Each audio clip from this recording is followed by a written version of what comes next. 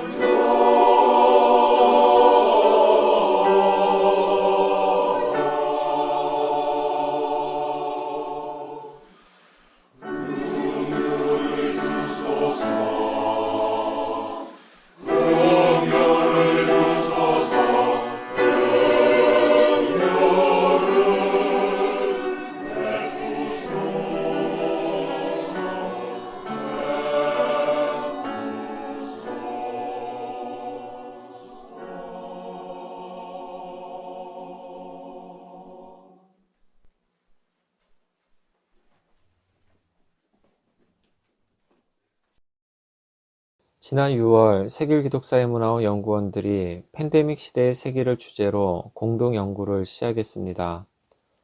자료를 모아 함께 읽고 매주 목요일에 정기 세미나를 하면서 각자의 관심사 또는 관련 활동에 따라 연구 주제를 정했습니다. 송우진 연구원은 미디어를, 김성수 연구원은 공동체를, 저는 예배를 선택했습니다.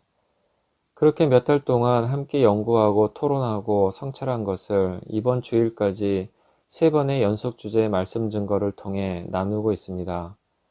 저희의 이야기가 팬데믹 이후 세길의 방향을 찾는데 작은 나침반이 되면 좋겠습니다. 오늘 제가 나눌 이야기 주제는 예배입니다. 예배란 무엇인가? 2020년 한국교회만이 아니라 한국 사회도 화두처럼 붙들고 씨름하는 물음입니다. 예배에 대해 교회 안팎에서 이토록 말이 무성했던 적이 또 있었나 싶습니다. 예배 사태라 불러도 될 만큼 예배가 큰 교회적, 사회적 이슈가 되었습니다.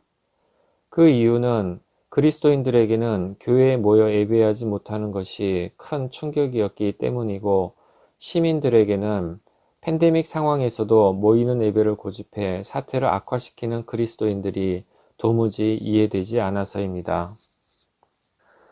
팬데믹으로 인해 그리스도교가 겪은 큰 변화 중 하나는 교회와 예배의 장소에 대한 이해가 달라졌다는 것입니다.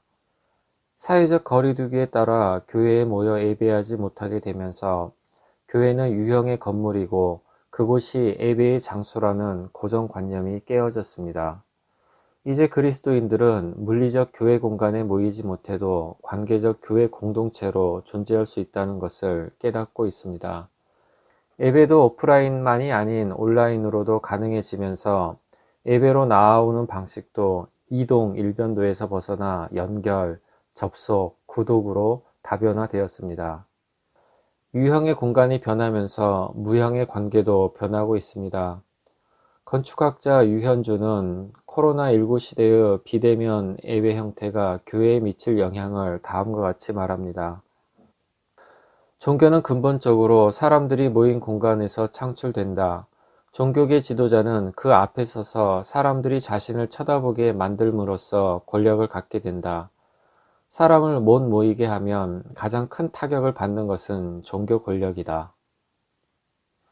실제로 대부분의 제도교회 예배 공간은 강단과 청중석이 위계적으로 분리되어 있는 구조입니다. 강단의 목사가 앉는 왕좌 같은 의자와 청중석의 평신도가 앉는 긴 나무 의자의 대조를 떠올리시면 될 겁니다. 아무튼 사회적 거리두기에 따라 위계적 교회 공간으로 모일 수 없게 되면서 성직자의 평신도 지배력이 약화되고 있습니다.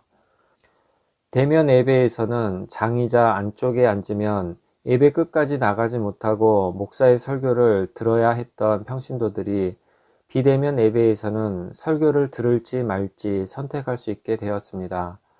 물론 온라인 예배에서도 여전히 설교 비중이 높지만 채널 선택권을 갖게 된 평신도가 목사의 말이 안 되는 설교를 이전처럼 끝까지 참고 들을지 모르겠습니다. 이미 평신도는 설교가 마음에 안 들면 채널을 돌리거나 건너뛰거나 빨리 보기를 하고 있습니다. 이런 변화를 긍정적으로만 볼 수는 없습니다. 온라인 예배가 확대되면서 평신도는 자기가 듣고 싶은 것만 듣고 보고 싶은 것만 보는 예배 시청자, 종교 소비자가 되기도 합니다. 이미 많은 교회가 종교 소비자의 기호에 맞는 감각적 예배 상품을 제작하여 공급하고 있습니다. 예배의 목적이 종교 소비자가 된 신자의 사적 기호와 욕망을 채워주는 것이 될 때 삶을 변혁하는 복음의 힘은 사라질 것입니다. 모이는 예배가 중단되거나 제한되면서 타자와의 열린 관계를 통한 공동체의 성숙도 위축되고 있습니다. 세길엽서 이번 가호로 기획토론 코로나19와 그리스도교에서 조비나 박사는 대면 예배에서는 가난한 자와 부유한 자가 함께하면서 부자의 회심이 일어나기도 했는데, 지금의 비대면 예배에서는 예배자들의 차이가 가려지고 사회적 약자가 보이지 않게 되었다고 합니다. 유현준 교수도 오프라인 공간에서 접촉이 줄어들면 다양한 계층의 사람들이 만날 기회가 줄어들고 나중에는 온라인에서 끼리끼리 이루어지는 소통만 남을 수 있다고 우려합니다. 온라인에서든 오프라인에서든 낯선 타자와의 관계없이 가까운 사람, 친한 사람, 편한 사람과만 소통하게 되면 서로의 차이를 인식하고 존중하며 함께 성숙할 공동체 경험을 상실하게 되는 것입니다. 따라서 언택트 상황에서도 타자를 만나고 환대하는 창의적 방법을 찾아야 할 필요가 있습니다. 재난으로 인한 교회와 예배의 변화는 아직 진행 중에 있습니다. 안토니오 그람시가 말한 낡은 것은 끝났지만 새로운 것은 시작하지 않은 인터레그넘 상태에 있는 것입니다. 그렇기에 팬데믹이라는 삶의 자리에서 예배란 무엇인가, 어떻게 예배할 것인가를 성찰하는 것이 더욱 절실합니다. 예배는 그리스도인의 신앙과 삶의 표현이기에 재난의 때에 예배의 의미와 목적을 묻는 것은 재난 속에 우리가 누구인지, 우리가 무엇을 믿는지, 무엇을 바라는지, 어떤 존재가 되어가는지를 묻는 것입니다. 예수님은 예배를 어떻게 생각하셨을까요? 오늘 함께 읽은 성서 본문은 예수님과 사마리아 여성의 대화 중 예수님의 말씀입니다. 고대 이스라엘의 성전은 원래 예루살렘의 하나뿐이었는데 르호보암 왕 이후 북이스라엘과 남유다로 분단되면서 예루살렘에 갈 수 없었던 북쪽 사람들이 그리심산에 성전을 지었습니다. 그래서 사마리아 여성이 그리심산과 예루살렘 중 어디서 예배를 드려야 하냐고 예수님께 물은 것입니다. 그런데 예수님은 그리심산도 예루살렘도 아닌 영과 진리로 예배할 때가 온다고 말씀하십니다. 무슨 뜻일까요? 표준 세번역 성서의 영과 진리로라는 표현은 의미가 잘 다가오지 않습니다. 신앙 연륜이 깊은 분들은 개역 성서의 신령과 진정으로라는 표현이 더 익숙하실 것입니다.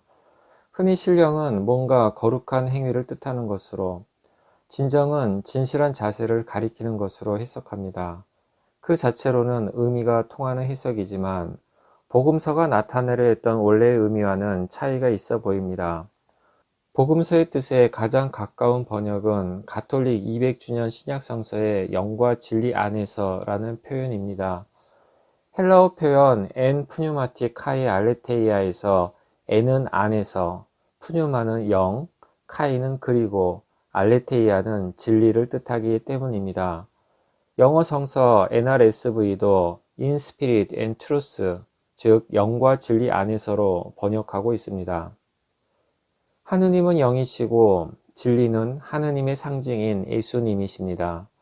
그러므로 영과 진리 안에서 예배해야 한다는 말씀의 뜻은 하느님의 영 안에서, 그리스도 안에서 예배해야 한다는 것입니다. 이와 같은 예수님의 가르침은 예배의 시간과 공간을 새롭게 이해하게 해줍니다. 우선 영과 진리 안에서 예배하는 것의 의미는 언제나 예배할 수 있다는 것입니다. 주일 예배를 드릴 때 예배를 시작하겠습니다, 예배를 마치겠습니다와 같은 말을 사용하는 경우가 많습니다.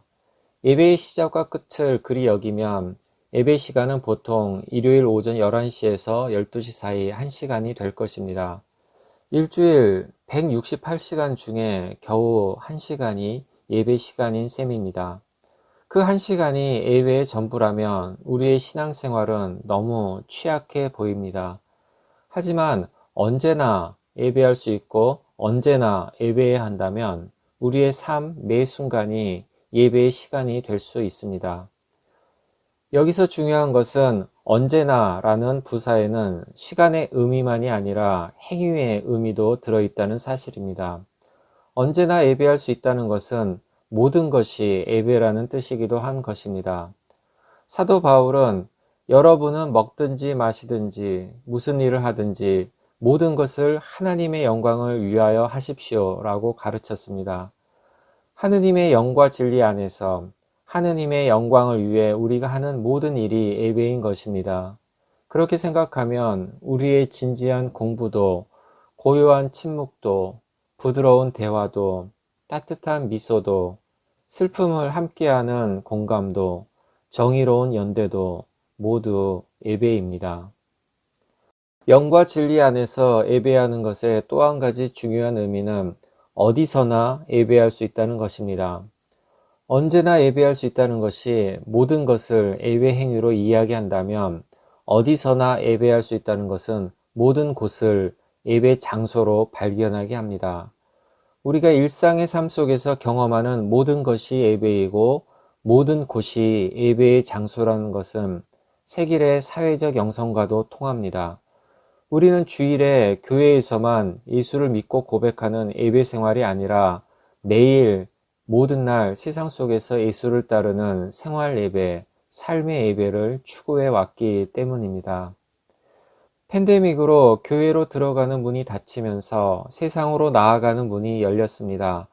우리는 예배 장소를 잃은 것이 아니라 모든 곳을 예배 장소로 얻었습니다. 지금은 교회로 돌아가려고 닫힌 문을 두드릴 때가 아니라 열린 문을 통해 세상으로 나아갈 때입니다. 지금은 영과 진리 안에서 언제 어디서나 예배할 바로 그때입니다. 하느님이 우리를 만나시고 우리와 함께 일하시는 일상의 성스러운 공간에서 세상 속에서 삶의 예배를 드려야 할 때입니다. 며칠 전 세길기독사회문화원 성서와 신학 줌 모임에서 박현우 형제님은 과거의 교리, 관념, 경험에 머물러서 앞으로 나아가지 못하는 것이 우상숭배라고 하면서 우리의 역사, 예전 속에서 경험되고 해석되는 하나님의 상을 표현해내는 것이 현재적인 예배라고 이야기했습니다. 예배에 대한 고정관념도 우상숭배라는 것입니다. 맞습니다. 구약시대로부터 예수의 시대를 거쳐 중세를 지나 현대에 이르기까지 예배는 때와 장소에 따라 끊임없이 변화되어 왔습니다. 따라서 어떤 예배 형태를 중요시할 수는 있지만 절대화할 수는 없습니다. 그렇다면 팬데믹 이후 시대, 영과 진리 안에서 세길이 드리는 예배는 어떤 예배여야 할까요? 첫째, 신학적, 사회적 성찰을 나누는 예배입니다. 최근 KBS와 시사인이 공동 실시한 코로나19 이후 사회적 신뢰도 변화 조사에서 종교의 신뢰 하락 지수는 마이너스 46으로 미래통합당의 마이너스 56에 이어 바닥에서 두 번째입니다. 이웃 종교인들은 억울할 겁니다. 자기들은 기본은 지켰는데 무슨 연대 책임처럼 개신교인들의 반지성적, 반사회적 행태로 종교 평균이 크게 낮아졌기 때문입니다.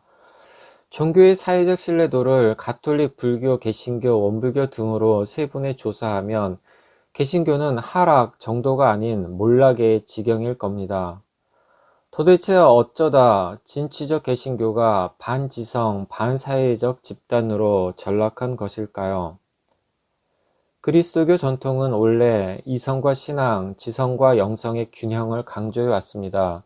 캔터베리의 안셀무스가 제시한 이해를 추구하는 신앙이 그런 균형을 보여줍니다.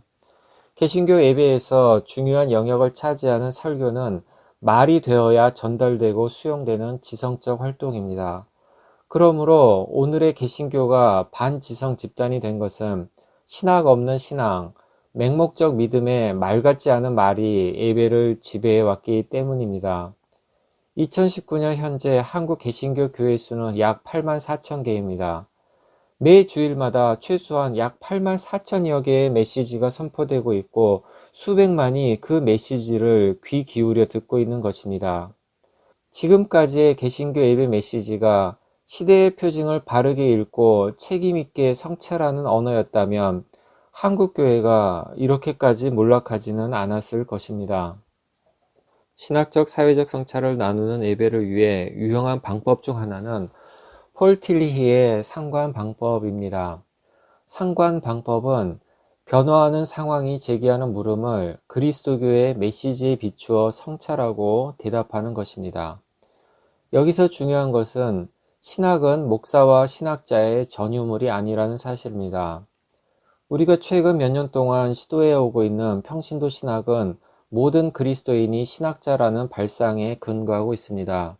존 캅이 말한 대로 신학은 중요 문제에 관한 그리스도교적 사유이기에 생각하는 그리스도인이라면 모두가 신학자인 것입니다.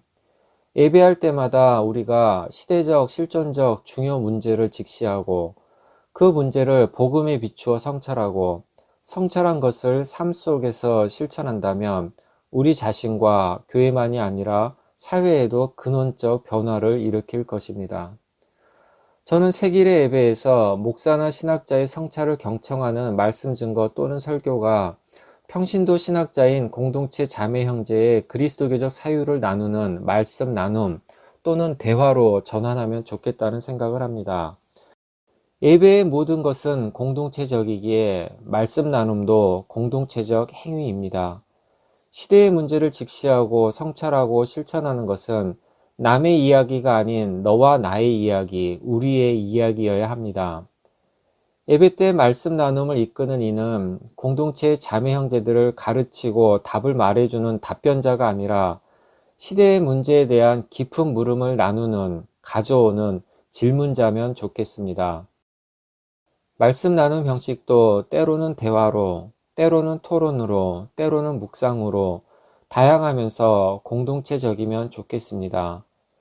그렇게 예배에서 나누는 신학적, 사회적 성찰의 언어가 세길 여성의 공부 모임 이름처럼 우리의 언어가 된다면 말씀이 육신이 되듯 우리의 말도 우리의 삶으로 육화될 수 있지 않을까요?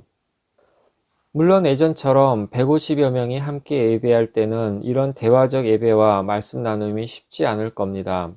하지만 팬데믹이 지나갈 때까지 당분간은 모이는 경우에도 적은 인원이 예배할 수밖에 없으니 팬데믹 기간 동안 대화적 예배와 말씀 나눔을 조금씩 시도해 보면 어떨까 합니다. 꼭 주일 예배가 아니어도 괜찮을 것 같습니다. 모든 것이 예배이니 주중 성수와 신앙 모임, 수다로 푸는 성서 모임, 구역 예배, 소모임, 그리고 가족과 함께하는 예배 등에서 신학적, 사회적 성찰을 함께 나누는 삶의 예배를 드려보면 어떨까요? 둘째, 팬데믹 시대 영과 진리 안에서 드리는 세길의 예배는 인격적 친교가 있는 작은 예배들이면 좋겠습니다. 지금은 3차 대유행 때문에 이렇게 음원 예배를 드리지만 지난 10월 중순에서 11월 중순까지 모처럼 4번 연속으로 모여 예배할 수 있었습니다. 적을 때는 30분 정도, 많을 때는 40분 정도 예배에 참석하셨는데 그렇게 적은 수로 모여 좋았던 점 중 하나는 오랜만에 만난 한 분 한 분과 반가운 인사를 나눌 수 있었다는 것입니다. 마스크로 입을 가리니 눈으로 더 빛나는 반가움을 표현했습니다. 가볍게 안부도 묻고 짧은 대화도 나눌 수 있었습니다. 오산고등학교에서 모여 예배할 때는 같은 장소에 있으면서도 가벼운 인사조차 나누지 못하는 경우가 있었는데 그렇게 적은 수의 자매 형제님들 모두와 눈을 맞추고 인사를 나누게 되니 교회가 공동체라는 의미를 더 분명하게 실감할 수 있었습니다. 그런 경험을 하면서 팬데믹 중에도 팬데믹 이후에도 인격적 친교가 있는 예배를 어떻게 드릴 수 있을까 더 생각하게 되었습니다. 요즘 백신 개발의 청신호가 여기저기서 켜지고 있지만 안전한 백신이 개발되고 모두에게 보급될 때까지는 꽤 많은 시간이 걸릴 것 같습니다. 따라서 주일에 모이는 예배도 한동안 더 제약을 받을 것입니다. 그러니 소극적으로는 적은 수의 자매 형제가 주일에 모여 예배할 수 있을 때 깊은 인격적 친교를 경험할 수 있을 것입니다. 지금처럼 신청을 받든지 아니면 구역 단위로 조를 나눠 참여하든지 해서 모이는 예배를 드리면 가능할 것 같습니다. 하지만 그런 외적 조건의 제약에만 의존하는 것은 교회의 인격적 친교를 위한 근원적 변화를 가져올 수 없습니다. 보다 적극적으로는 영과 진리 안에서 언제나 예배할 수 있고 모든 것이 예배이기에 주중의 작은 모임들과 활동들을 인격적 친교를 나누는 작은 예배들로 인식하고 체험하면 좋겠습니다. 언제나 어디서나 예배할 수 있다면 두세 사람이 그리스도의 이름으로 모이는 것이 교회라면 인격적 친교를 할 수 있는 구역, 소모임, 자치단체, 운영위원회, 세길 기독사회문화원 등이 모두 교회 안에 작은 교회일 수 있고 그런 세길 안에 작은 교회들의 활동이 모두 작은 예배 드릴 수 있는 것입니다. 물론 사회적 거리두기가 완화될 때 그런 교회 안의 작은 교회, 작은 예배들을 경험해야겠지요. 상대적으로 덜 위험할 때는 방역 수칙을 지키며 대면 친교를 나누고 집단 감염이 확산되어 위험할 때는 비대면 친교를 나누면 좋겠습니다. 또한 인격적 친교는 대면, 비대면만이 아닌 영적으로도 이루어질 수 있습니다. 영적 존재이며 그리스도의 한 몸에 속하는 우리는 한 장소에 있지 않아도 항상 서로 연결되어 있기 때문입니다. 우리는 멀리 또는 가까이 있는 공동체의 자매 형제에 대한 염려를 통해, 그리움을 통해, 중보 기도를 통해 교회됨을 경험할 수 있는 영적 존재인 것입니다. 우리는 깊은 고독과 침묵 속에 있으면서 공동체와 더불어 있을 수 있습니다. 그러니 오프라인으로든 온라인으로든 영적으로든 서로 연결되는 교회됨의 방식을 창의적으로 찾아야 합니다. 그래서 재난 속에서도 인격적 친교가 있는 작은 예배들을 경험할 수 있다면 우리는 이 재난을 덜 외롭게, 덜 괴롭게 지날 수 있을 것입니다. 셋째, 사회적 연대로 나아가는 예배입니다. 흔히 예배의 목적은 하나님께 영광을 돌리는 것이라고 합니다. 맞는 말입니다. 우리는 하나님께 예배합니다. 그런데 하나님께 영광을 돌린다는 것은 무슨 뜻일까요? 웅장한 성전에서 장엄하게 울려 퍼지는 찬양, 거룩한 기도, 위대한 설교가 하나님께 영광을 돌리는 것일까요? 인간이 이룰 수 있는 최대, 최고가 하느님을 감동시키며 영광스럽게 할까요? 아닐 겁니다. 우주의 창조자이신 하느님은 그런 외적 요소에 영향받지 않으실 겁니다. 세상 사람들은 어떨까요? 언제 하느님의 영광을 보고 느낄까요? 거대한 교회 건물, 그리스도인들의 부와 권력, 세련된 공연처럼 연출된 예배를 보며 하느님의 영광을 느낄까요? 아닐 겁니다.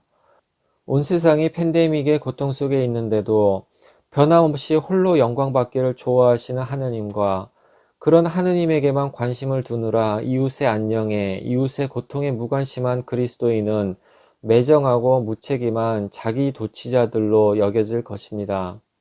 하느님의 영광은 하느님이 우리에게 원하시는 것을 우리가 행할 때 드러납니다. 앞에서 언급한 무엇을 하든지 하느님의 영광을 위하여 하라는 바울의 말은 교회에서만이 아니라 사회에서도 세상에서도 그리스도인답게 살아가라는 것입니다. 하느님이 원하시는 삶의 예배를 통해 하느님의 영광을 드러내라는 것입니다. 그렇다면 하느님이 우리에게 원하시는 것은 무엇일까요? 그것을 실천하는 것이 어렵지 않은 것은 어렵지 않습니다. 이미 2700여 년 전에 예언자 미가는 하느님께 예배드릴 때에 무엇을 가지고 가야 합니까? 라는 종교 의례적 물음에 오로지 공의를 실천하며 인자를 사랑하며 겸손히 너의 하나님과 함께 행하는 것이라는 사회윤리적 답을 주었습니다. 예언자 이사야도 내가 기뻐하는 금식은 부당한 결박을 풀어주는 것, 멍에의 줄을 끌어주는 것, 압제받는 사람을 놓아주는 것, 모든 멍에를 꺾어버리는 것이라는 하나님의 말씀을 전했습니다. 세상 속에서 이웃을 사랑하는 것, 특히 고통받는 이웃을 우선적으로 사랑하는 사회적 연대가 하느님이 가장 기뻐하시는 예배이며 하느님의 영광을 드러내는 예배입니다. 우리는 하느님의 영광을 위해 교회를 떠나 사회로 나아가야 합니다. 부활하신 예수님께서도 제자들에게 교회에 모여 종말을 기다리라고 하지 않으셨습니다. 당신이 다시 오실 때까지 다락방에 모여 있으라고 하지 않으셨습니다. 부활하신 예수님은 제자들에게 세상으로 나아가 복음을 전하라고 하셨습니다. 예배의 장소는 세상입니다. 구원의 장소는 세상입니다. 교회는 세상 속에 있고 세상을 위해 있고 디트리 보네퍼가 말한 대로 타자를 위해 존재합니다. 3차 유행이 시작되었고 4차 유행, 5차 유행이 올지도 모르지만 영원한 것은 아무것도 없기에 결국 이 재난도 지나갈 것입니다. 훗날 누군가 코로나19 팬데믹의 때에 그리스도인들은 무엇을 했는가 찾아볼 때 우리는 어떤 존재로 발견되고 어떤 존재로 기억될까요? 예배를 드리느냐 마느냐, 온라인 예배는 예배인가 아닌가, 온라인 성만찬을 해도 되느냐 마느냐를 놓고 논쟁하는데 시간과 에너지를 다 써버린 사람들로 발견될까요? 아니면 언제 어디서나 영과 진리 안에서 사회적 성찰, 인격적 친교, 사회적 연대의 예배, 삶의 예배를 드린 사람들로 발견되고 기억될까요? 그 답은 오늘 우리의 선택에 따라 달라질 것입니다. 존 프리처드는 예배는 교회를 보여주는 창문이라고 했습니다. 예배라는 창문으로 들여다보면 그 교회 공동체의 성찰과 친교와 연대를 볼 수 있다는 것입니다. 그러므로 어떻게 예배할 것인가 라는 물음은 어떻게 생각할 것인가, 어떻게 살 것인가 라는 물음이기도 합니다. 재난 속에서 오늘 우리가 어떻게 생각하고 어떻게 사귀고 어떻게 사랑하는가를 보여주는 예배, 그런 예배, 삶의 예배를 공동체 자매 형제님들과 함께 할 수 있다면 마음이 기쁘고 든든하겠습니다. 기도하겠습니다. 자비로우신 주님, 그리스도를 기다리는 대림절 첫날입니다. 우리는 그리스도를 기다립니다. 그리고 그리스도도 우리를 기다리십니다. 새로운 존재, 성숙한 존재가 되기를 기다리십니다. 그래서 우리는 기다리며 되어가는 존재입니다. 재난의 어둠과 고통 속에 있는 우리가 영과 진리 안에서 사회적 성찰, 인격적 친교, 사회적 연대의 예배, 삶의 예배를 드리면서 그리스도에게 더 다가가게 하소서, 더 가까워지게 하소서. 우리를 기다려주시고 응원하시고 동행하시는 예수 그리스도 이름으로 기도합니다. 아멘.